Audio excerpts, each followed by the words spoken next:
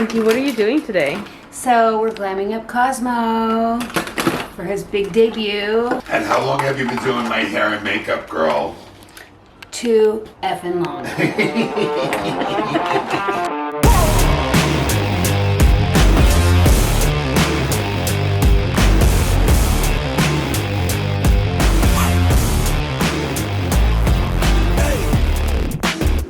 And tell me, how do you know Cosmo? Well, Let's just say it was a Hollywood party. I'm feeling more like Deneuve. I'm feeling more Catherine Deneuve, yeah.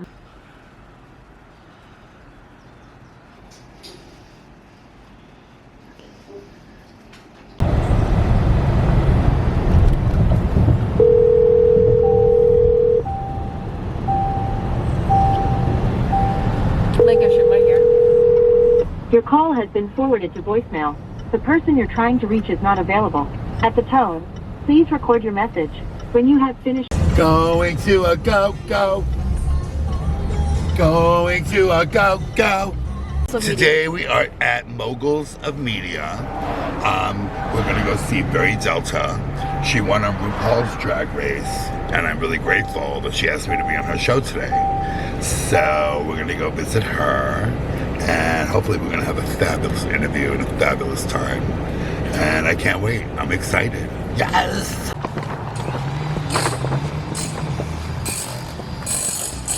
Hi. How are you? Oh, wow. This is really cute. I love this little bungalow action. Catherine Deneuve, and now she's giving Dead or Alive. No. You spin me right round, baby, right round. Like a record, baby, right round, round, round. Do you remember her, girl? She kicked the bucket, bitch. I think yes. You like the hat? Yeah, I do. All right, thank you so much. Sure, of course.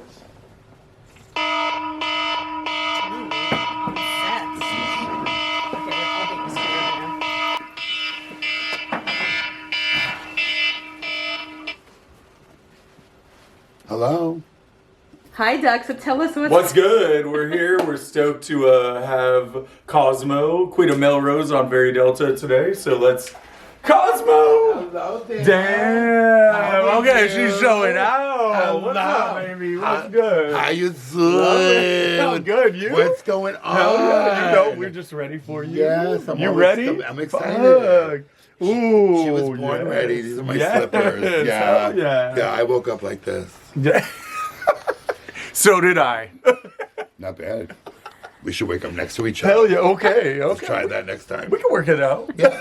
My purse is over there. Help yourself. Okay. I'll be back. Thank you. I might follow you. Okay, cool. I just need a little thing to stir his coffee with. Oh, okay. So this is the office. This is the production office. Yes, This is all the yes. magic happens. This is where the magic happens. You need a coffee stirred? Sir, yeah, there you go. Thank you. Sugar in a row. Darling. That was great B-roll right there. You Yep. got it. It was I got it. perfect. Very cute personality. He's Do you very want- sweet, isn't Do he? you want me to get you a snack? No snack, girl. No. Just some coffee right now will do. And then... Oh. So we've had it all on camera on Netflix and everything. So it's like a true crime story. He did some shit. So I did the lie detector with him. They made me ask the What? questions.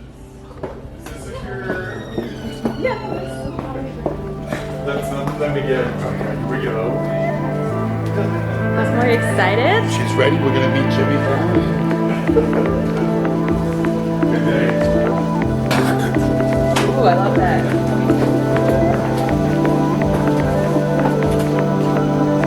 Welcome, Cosmo. This is Delta. Oh my God. How are you? Oh my God, Delta. I would get up and they have me right.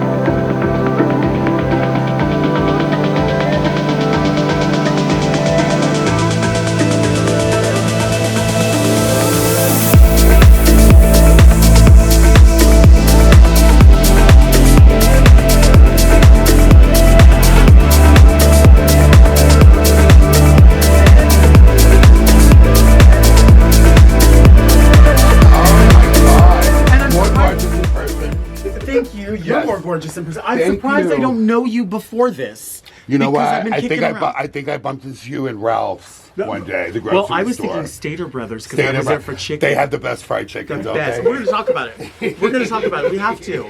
You look better than ever. Thank you. Thank you. Perfect. Thank you. Perfect. I had thank God there was makeup in the dressing room. Okay. Because I had a little makeup malfunction. Hey, you know what, it happens. I was like smoky eye, and she made me look like Elvira. But we love Elvira. Yeah. Yeah. Why okay. not? There's a time for all of it. So it we hold works. the space for all of There's it. hair though. Thanks. I can't. Thanks. Can I just have half of it before I leave? Just half. Just half? Just half. Well, you know, I always cheat it for the camera, so the back is a rat's nest. If you just finger style a little bit I of the front, I identify, trust me. Mine didn't work out today, so I when in doubt, just throw on a fucking hat. Yeah, exactly, exactly. And go to Ralph's, yeah.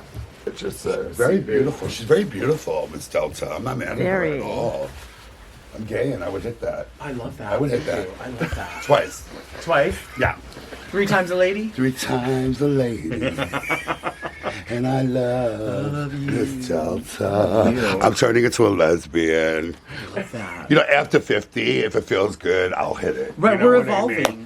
We're constantly. Man, woman, other, who cares? As long as We're- it feels good. Well, listen, we're running out of time. You know Oh, what I let's mean? do it. No, I mean we're running out of time. we're running out of live. Oh no, we can get to this when we get to live this. material. I'm saying there's all these bodies out here. We have to share The them. clock is ticking, girl. Yes. We gotta live. But we're not going anywhere. We're not going anywhere, Fuck girl. that. No. We're just beginning, actually. This is the beginning. It is. I love it. Cover like magazines lately. You know, This is what we do here with plants. Interview magazine. Every inch counts. This one, that one. So I kind of don't want to do my own makeup anymore. You know, No. Let's cry. We don't. Honey. I'm a Bob wife girl. We're gonna convince. We're gonna convince them it's in their best interest. Right. They're getting something out of Yeah, it. they're getting something. Yeah. Right? Ads and all of it. Right. And I'm the gorilla. Because every day she's there, you know, my The store. glamorilla. She's capturing all the moments. Glamorilla. The glamour. Yeah. Honey, Glamorilla. the wild, Yes, honey, girl. the wild. Yeah. But she's catching all of it, you know. And What we do, it's like 3 parts. So the first part is just like general interview. The second part, general interview. The third part, there's questions from fans. So she has not read them yet, so she doesn't know them They're either. usually pretty basic. They're not. Sometimes people will write the letter in hoping that their favorite person is going to come, right? So they might know you're here. Or they're hoping you're here, but sometimes not. you got it, mama. And just have fun with this. This is a Yeah. luxury public access podcast and YouTube talk show with As two long as stars. you know what? As long as it's not another deposition, I'm gonna. Right. I'm Okay, let's You know go. what I mean? We'll start this baby. We'll I'll start give her a this lap baby. dance. Whatever. Today's guest is a stylist, a designer, a business owner, and a fashion whore. It's the queen of Melrose, Cosmo. Hi. Hi, Miss Delta. How are you? You know, I'm so happy you're here. First of all, I don't know how it is that we aren't like super closely connected just because we've both been kicking around the area for so long. You know everything about fashion, styling, drag. You've just been immersed in all of it on Melrose, 3 businesses. You know, had it all, have it all. And and the first time that I really started to fall in love was when you were vlogging the Madonna concert. And I went, how do I not know Cosmo? Yeah. Are you kidding me? I've been cheating myself my whole life. You know what? It's like impossible to me that you probably came to Melrose. Yeah. And I had a few stores. That's what it is. You know, and basically I know you stumbled into one of them. Right. Because look at you, the fashion, the hair, the makeup. We It's love it all all. there. So I'm sure you stumbled. And if it wasn't Melrose where I met you, that means we're just kindred spirits and we're meant to Right. meet right now. Right. But you're right, but the Madonna thing skyrocketed me to fame. Yeah. It was crazy. And this all happened like in a 4-month radius. Really? It really happened before though. I was on the Soft White Underbelly. Have you Uh-huh. ever watched that? No. Okay, so it's a thing I didn't know either of Delta. You know what I mean? If it's not like, you know, if it's not Rent Man and I can press a button and have 2 guys come over, I'm not interested. Sure. Right. But this has to do with sobriety. So basically, the Soft White Underbelly, the guy Mark, he did it during COVID, and it's got like, I think, 20 million followers. It's crazy. So he asked me to be on his show. because he heard about my sobriety. But not only did he hear that I got sober, because I was the queen of the bushes downtown, and I was on Cops, you know, the TV show Cops. Right. You know, and all these things happened to me. Like I came to LA like Valley of the Dolls. You know, I came here to be a star. And I was actually going to be like Elizabeth Taylor's hairdresser. Okay. Right. But what happened, things went right, and I started partying, you know, too much. So basically, I usually go to like downtown to buy my drugs. Just glamorous, you know, platform shoes, hair, and everything. You know? Done. Because you think you're Beyonce, you know what I mean? And you want to get like free drugs or whatever, or it's free boys or whatever, the whole lifestyle. I love living on the edge. So I went a little bit too close to the edge where it kind of suck you in, you know, because LA will suck you in. There's a big drug epidemic here. So anyway, it was cocaine back in the day, you know. So basically, I went to go score some drugs. And it was the first year of Cops, one of the first episodes of Cops. Oh, wow. And there I go, and I said, I'm not going to dress crazy because I'm going to be a neighborhood. So I wore like a Adidas sweatsuit, my twin brother's sweatsuit, and I looked just like my twin brother. I took the hair off. I went down there, and here I am scoring some drugs, and then all of a sudden they were like, turn around, and I had lights on me and everything. You're on Cops. And I was like, what? And I was just frozen. And they're like, basically, where do you live? And I was like, well, my name is Joseph Lambino. I gave him my twin, because I knew I had a warrant. I didn't want to go to jail. So long story short, I said, my name is Joseph Lambino. And gave my brother's name. And they're like, well, what are you doing here? We found drugs on the floor. We're going to find out whose drugs they were. So it was just me and two other guys. And long story short, they were like, sign this thing and we'll let you go. Okay. So I was like, okay, I'll sign this thing. It was a release to show my face on Cops. Oh. So that was my first debut into, you know, like I did Shaw's of Sunshine, I did Big Frida's show, I did everybody's TV show, but everybody seems to remember Cops, you know? So that's what, that was my first thing. That was on Cops. So you didn't have to go anywhere after that, after you signed it? They didn't like take you to jail or anything? No. Thank God. They said basically, because they, Lisa, all the 80s one-hit wonders. Oh, Brenda K. Starr. Brenda K. Starr, I did her hair. I read that. I did her hair, yes. So anyway, this is all before they became really popular. And basically they would come to this place because it was inexpensive. So it was all barbers. It was all barbers from Italy. It was 3 floors of hairdressers. And they would have to call your name on the megaphone. Cosmo, haircut. But I would not do the barber things. I learned how to be a barber, but I was doing like the long hair, don't care. I was doing all those haircuts that we had, you know, the whole like short on the side, the whole mullet, all those things. So I did really well, and I got very successful in New York, and I was doing hair for like everybody. Like Michelle Pfeiffer, you know what I mean? Yeah. I was 17, and I was going to all like the gay clubs, like the Odyssey. I don't know if you remember the Odyssey. Yeah. And we would hang out in La Cage aux Folles. And it was glamour. Like it was. You're the first person to mention that in so long. Yeah. And it hits me when I hear that. Because a lot of people don't remember that, and that, I mean, keep going. I don't mean to interrupt you. No, it's fine. I'm so glad that you got to live that, because that was the 80s at its best out here. Right. So there was the Odyssey, there was Carlos and Charlie's. Not only that, there was like the straight clubs, which is like El Privado. It was Carlos and Charlie's. Mm-hmm.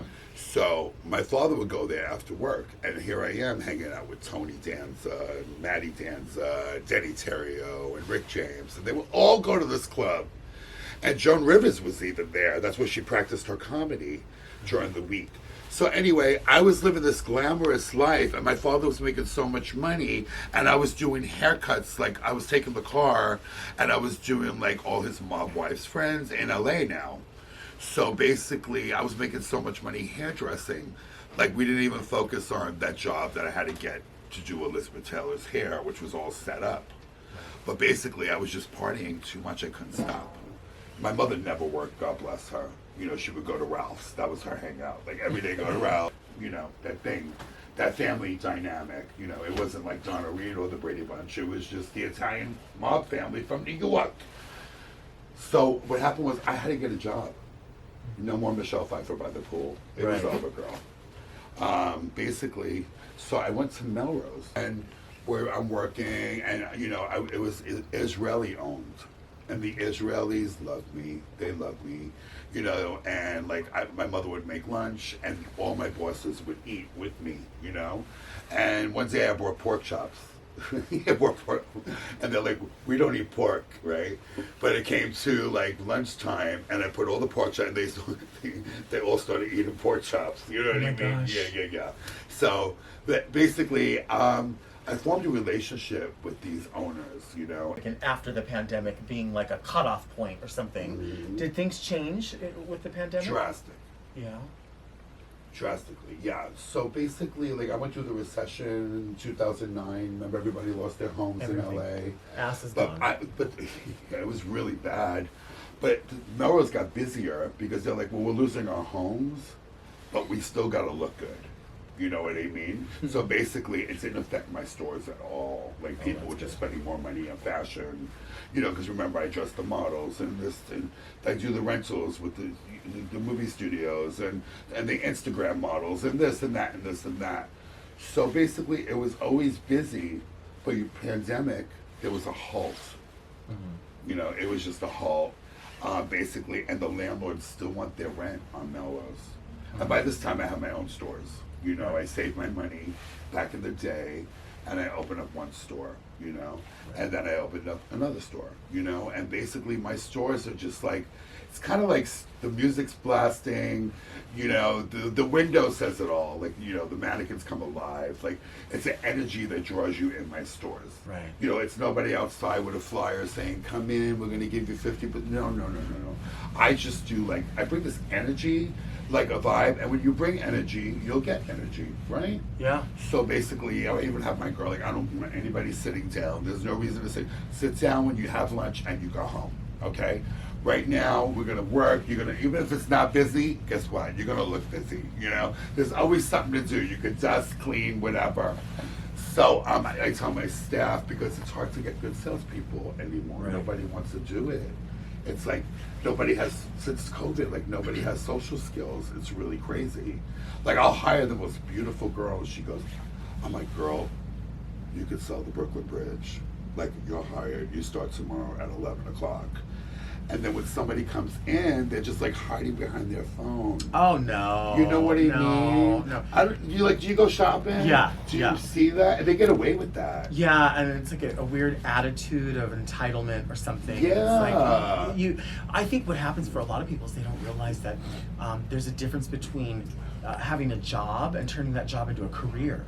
You know, and just like you said, you started doing one thing and you had your eye on a bigger prize. Right. And you were surrounding yourself with people that, even though, like you said, they were enabling, you know, we got to have people around us that know us at our worst but champion our best. Yes. You know? You're right. You're and right. so we do have to have it, but at the same time, you're offering them an opportunity. Anybody could walk in off of nowhere. Maybe they get to you and say, hey, I actually sew, and maybe you can help me with an idea or something. Right.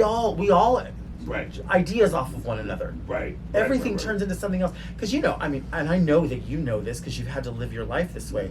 Anybody that's in fashion knows a little bit about modeling, a little bit about hair, a little bit about makeup. You know, you put yourself together. So one of those things rises for everyone. Right. You might have a girl in there that's like, listen, we need to have crazy wigs in here. And you're like, let's take the wig game to the next level. Right. Or we need to have a shoe storyline or whatever it is. Right. I love that. But you were mentioning the pandemic when things changed. But the pandemic is when you learned about something really, really interesting, which is the fried chicken. Tell me what happened with the toilet paper and the fried chicken. I got really resourceful during the pandemic. Yeah. Because first of all, the stores, like the landlords wanted their money, and you know, basically, and like one gave me a break though, and I'm so grateful to her. But like to keep those doors open, you know, and then you had to get like it's, you know, you had to get peroxide and you had to get all these cleaning things and disinfectant, and like nobody was coming to Melrose, you know, it was really bad. But I did find the fried chicken, so that made me happy. Yeah. Because I literally just got like in a state of fear. Like we're all gonna die. Like I put on the TV and I see the hospitals don't have room for the dead bodies, so they're putting them by the dumpsters in the parking lot. And then my sister was in New York, and like it's the same thing happened. And it's so funny. I talked to people from Florida, and they're like, "Oh, nobody died." You know, I'm like, "There was no body." No, nobody. So I don't understand, girl. Right. Like how Florida got a, you know what I mean? Suspension of disbelief, maybe. Exactly. I don't know. So, because this was like true story, like, you know. So anyway, I was in fear. I'm like, I'm losing my business. Not only that, I'm gonna drop dead. You know what I mean? I smoke cigarettes. It's gonna get my lungs. I'm gonna be the first one to drop dead. So thank God for Wendy Williams. I was watching Wendy Williams. Yeah. Who's my heart. You know, God bless her. Hopefully, I'm rooting for her right now. Hopefully, she comes back. And fried chicken. Yeah, because, you know, I remember at that time everyone was looking for toilet paper, Yeah. right? And you Right. couldn't find any where you were. No. So that's where I went to Pasadena. Somebody said, go to Pasadena. And I walked in the store and it was like nothing was happening. There was toilet paper. They said nobody died here either. Girl, as I was like the Stepford wife, I'm like, what neighborhood am I in? Right. So basically, they had the toilet paper, and they had the Scotch tissues, and they had the paper towels, you know, and a bunch of Lysol. So anyway, I found this store, but I also found like the fucking fried chicken, Which is Stater Brothers, top tier. Oh my God! So, and I'm living with this lady from Nashville, okay, who reminds me of you a lot. She's very glamorous, blonde hair. So anyway, thank God I got to share. She rented a room for me in my house. And we just got, you know, we gained like 60 pounds each. But we were so happy. We were like the Golden Girls. And we will watch like news. And we'd be like, girl, we're going to talk like stuff in our face. You know what I mean? So now she moved back to Nashville. But we laugh about it now. But it was a crisis. Yeah, it was because that's all you're seeing on TV. Yeah, it was like, you know, death sentence, honestly. Oh, gosh. So I have a business partner, Cosmo who's very handsome. And I know him for years, and he was my sponsor in AA. He helped get me sober. So I says, would you like to be my business partner? He goes, I always wanted to do fashion. And he was so good at it. And really good looking, and he knows how to sell, you know. And I'm like, okay, you're my partner. Let's do this.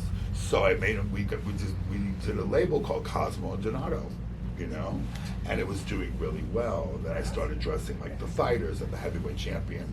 So it went from dressing like Big Frida, Mary J. Blige, to dressing the sports world. So here I am dressing the heavyweight champion of the world, Deontay Wilder. So I made his outfits. He goes, I want to look like an entertainer. He goes, I want to look amazing. You know those boxes. So we made him an outfit. It was voted on the LA Times the best ring walk outfit in boxing history. Wow. Yeah. So basically, I was really proud of that. You know what I mean? You should be. Girl, from a girl on Cops, go figure. Well, you know, I think you hit on something that I'm learning right now as you're saying it, and that is this idea of selling something. And to hear the hip hop world and the rock world together, and then we're talking about even before that, doing hair on different singers. And then the boxing world, the idea is that you know how to sell. You know how to look at somebody and go, I know what you need. Right. Right? What makes someone a good salesperson? You know what? It's a gift. And you either you have it or you don't. Okay. So you can either learn it.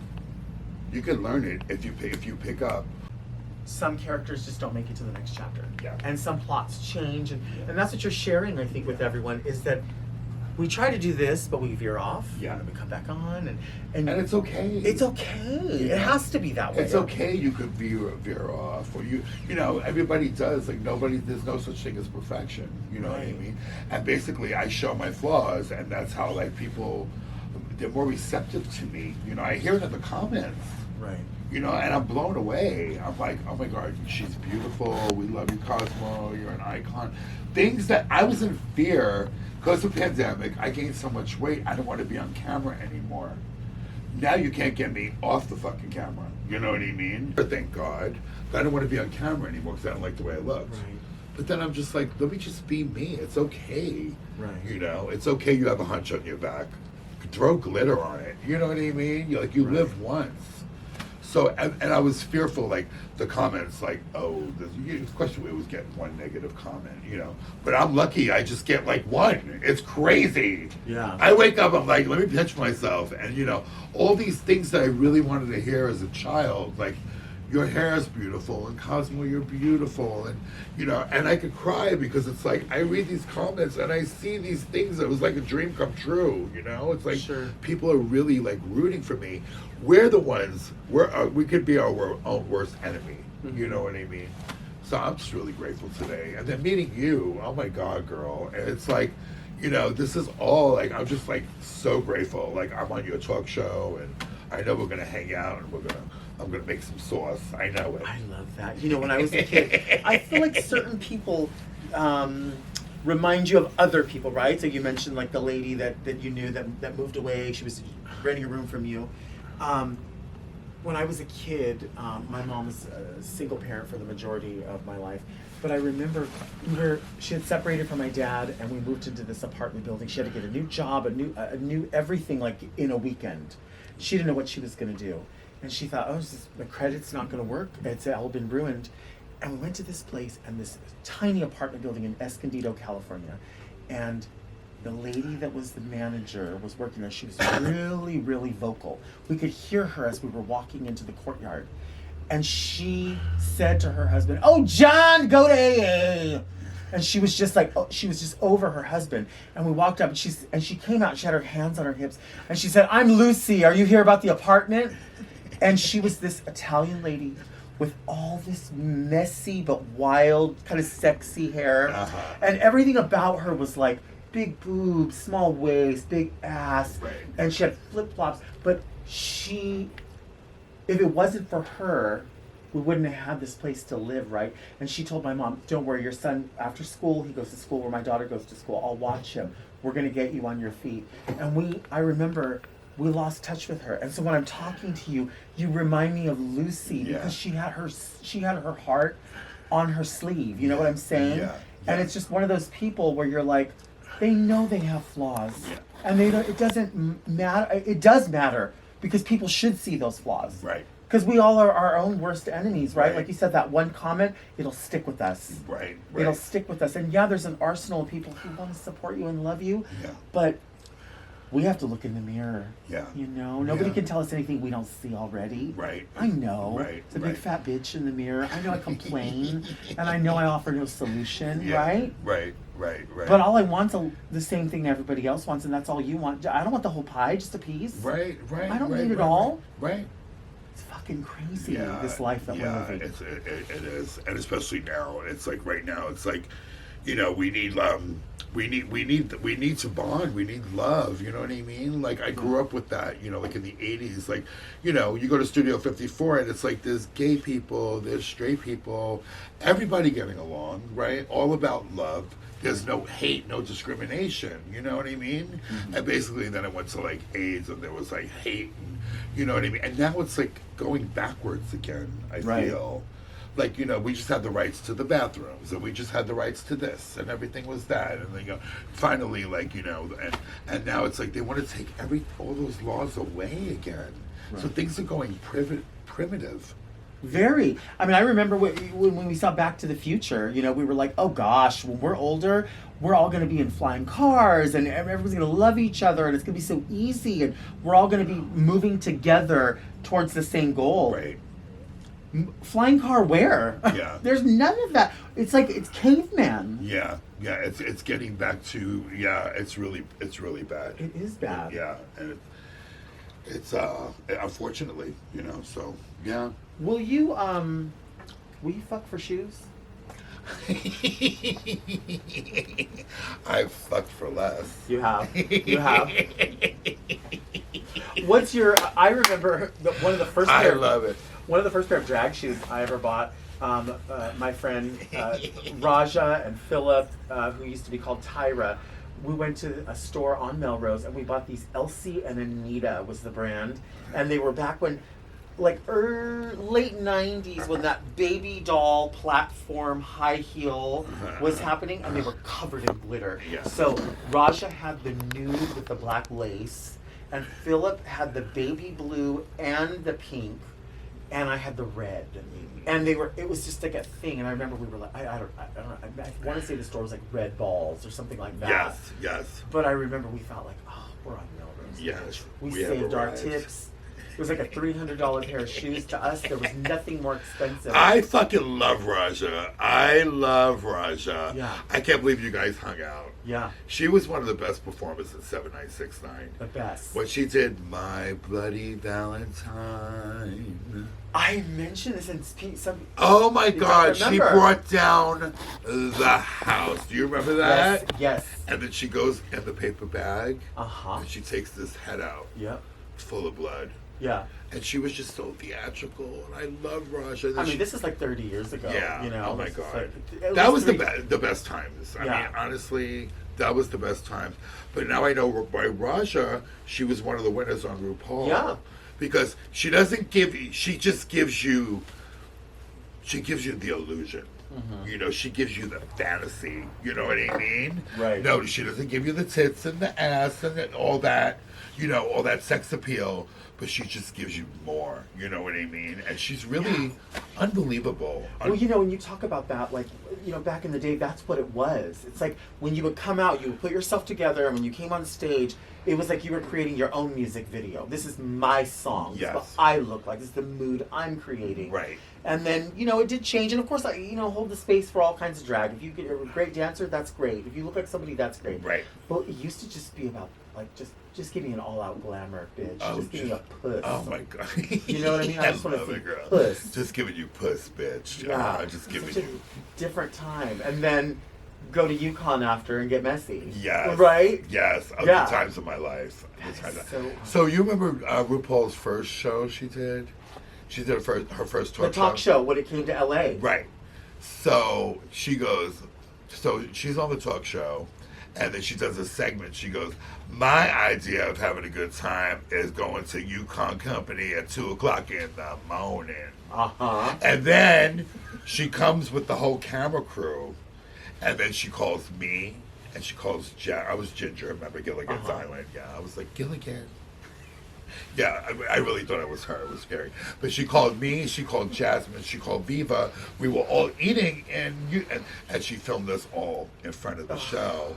As a matter of fact, I looked it up not too long ago, and I was like, oh my God, I was 30 years younger, you know what I mean? Like, we were so pretty. You don't realize how pretty we were. Yeah. And then you look back and you're like, oh my God, I was gorgeous. Uh-huh. You know? And I was even contemplating, like, maybe getting the sex change. And then I went to the doctor. He's like, no, you have just an alter. There's a New York Italian guy. You need to keep him, too. So I was like, okay. But all that, yeah. Well, how old were you when you were thinking about that? You know what? When I started hanging out with the girls. Yeah. Yeah. Literally. Like, when I was younger, I always had a towel on my head and high heel shoes. Uh-huh. You know what I mean? I was going to marry Davy Jones from the Monkees. And basically, you know, that was my thing. And then my mother tried it. She's like, men don't marry men. And I just looked at her and I was like, oh, that's what you think, Mom. You know what I mean? I was always that bitch, you know? And that's why I always grew up like a rebel, you know? And then my father was in the mob, and then he gave me that beating. It's like, you're never going to be gay again. And I walked out of the room like this, girl. You know what I mean? Uh-huh. Just you're born that way. Right. You know, you're just born that way. Like, I didn't know. Like, did you know? Like, you knew when you were a baby. Yeah, You know? You know. And then I knew that I was in the closet living a fantasy, putting on my mother's wigs, and I was putting the dresses on and the high heels, and cut to, that's me now. But only, I don't have to hide it anymore. You know? Because I was going to get beat up by my father who was in the mob. You know what I mean? Like, basically, I came storming out. I was never in. Right. You know?